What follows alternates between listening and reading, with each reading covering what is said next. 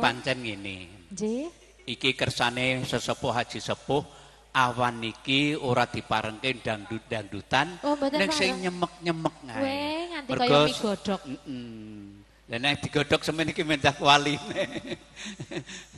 Lah kok rasane kaya ngene iki ora usah digodhog ya Mas. Ngene wae langsung pepareng. Oh. Iya. Oh. Iki ngono.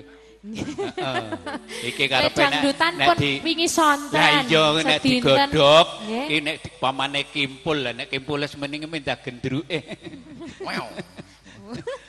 Apa kuwi gendruk? Gendruk kuwi carane iki babon kimpul ki gendruk. Kae gendruk kayak kimpul iki sing nengil kae. Kayak gendruk niku sing akeh oyote niku. Sing gedhe kae gendruk kuwi.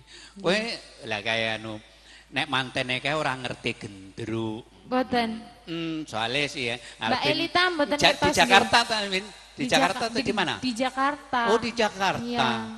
Oh, kapan ketemu dengan Ketemunya sudah lama. Oh. Ya. Ketemunya dengan wedoannya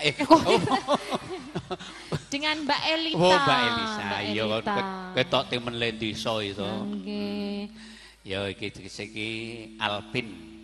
Alfi Nurdiawan. Karo Bribtu Alfi Nurdiawan. Elita. Mbak Elita Setianingsih Sarjana Pendidikan. Wah, elok. Ile ketemu menik to Om. Heeh, le ketemu ning endi ya? Lah nyun pirsa Mas Alfi. Iya. Lah mbun ning rest area ngendi? Rest area pundi? Ya nak. Sama-sama di Jakarta. Oh iya ya. Ketemunya di Jakarta waktu itu. Ya enggak apa-apalah. Ono bebasan kae lho, ono paribasan. Garam di laut, asam di gunung. Ya, ketemu di dalam celana. Belangan. Kok celana kepiye lho? Belangan. Apa ora perih? Kepiye to? Kepiye? Asam di gunung, garam di laut. Akhirnya bertemu di dalam belangan. Di dalam celana lah golek. Le tuku ki gur sethithik gek disaki ngono lho no. Ngono ora. Lah apa ora nyunyut nek ngesaki asem niku. Well ayo kari delok-delok aseme. Ayo ngobrol-ngobrol iki engko mulan. Ayo. Wekasanmu walengku aku titip kembang mawar biru